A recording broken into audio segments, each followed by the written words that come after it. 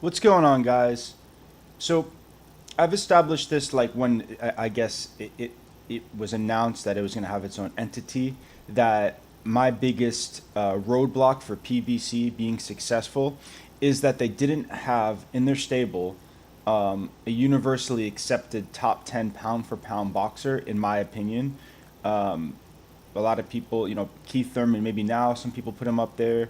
But besides that, they didn't have the top 10 boxers on earth. A lot of the top 10 boxers were either overseas, in different countries, or over on HBO.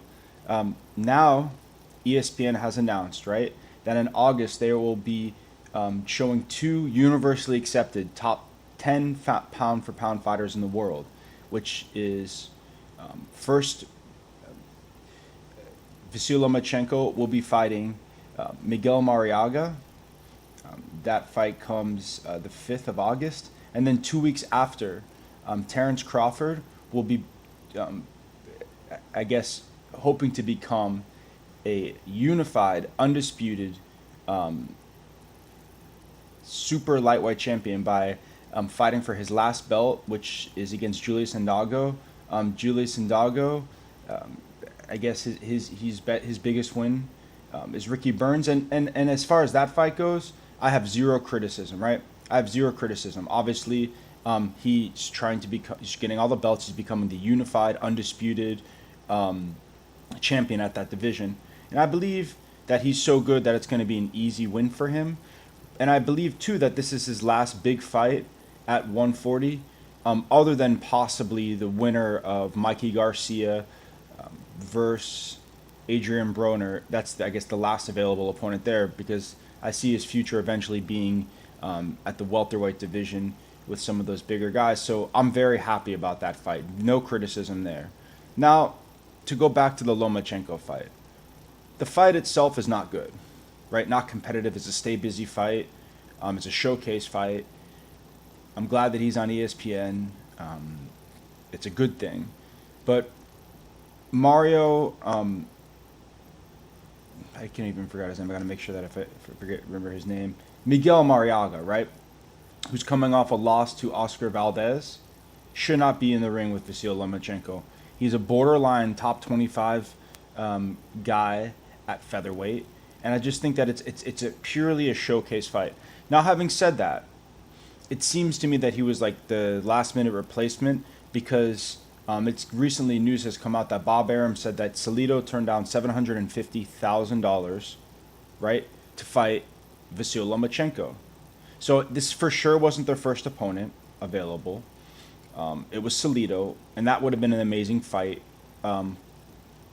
Really, for Vasyl Lomachenko, because he had the opportunity to revenge his lone defeat in his second pro fight, where he was defeated on points to Salido, and also, like, as far as like the stylistic matchup goes, you could see the contrast of the two styles. But I just don't see this fight being competitive and not really showing a purpose other than a stay busy fight. So, yes, I'm critical of this fight. Now, I'm gonna have to bring up the Guillermo Rigondeaux dilemma. He's recently come out, I guess, being adamant about not, about him not fighting and him not getting fights or whatever.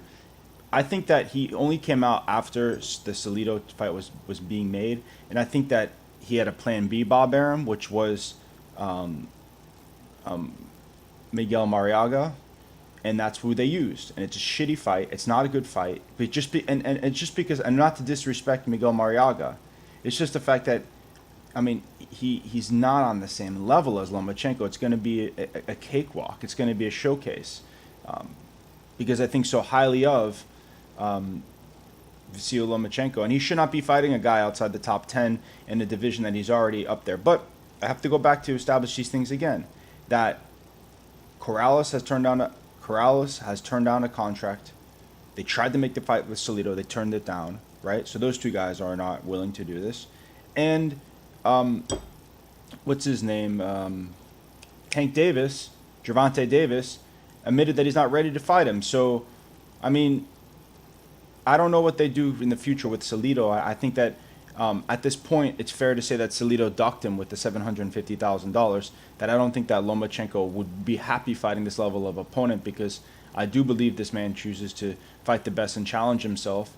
I mean, you could just tell by his willingness to get into tough fights. I mean, we look back on it, the fact that he lost to Salido and then he immediately got into a fight with Gary Russell Jr. shows a lot about his desire to become a great fighter and a legend in the sport. So I have mixed feelings about this. The Terrance Crawford fight, I'm very happy about. I'm very happy that Terrance Crawford gets his an ESPN debut. That's the thing I said, like the PBC, right? They had these channels, they had the exposure, but they didn't have the fighters. They didn't have the product. They didn't have that special guy. Now, Earl Spence may be the outlier, because Earl Spence is special, right? And he's shown on network television to be special.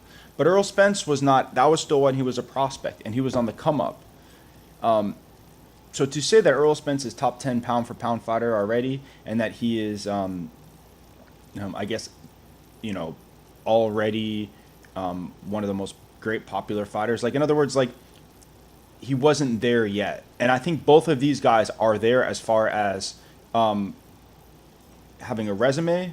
And I know Salido's resume is not Salido's. I know Lomachenko's resume is short, but it's compact with former titleists, defenses. He's a 2-division champion already, and obviously Terrance Crawford, upon unification, moving up at 140 and to unify the belts, they're both already there, and I think they both display power and extreme technical boxing ability, right? So overall, I'm very happy about this announcement. I just wish it would have been Salido, not Miguel Mariaga. Thanks guys for watching this video, liking, supporting, sharing, and commenting. More videos will come out later today. Thank you guys.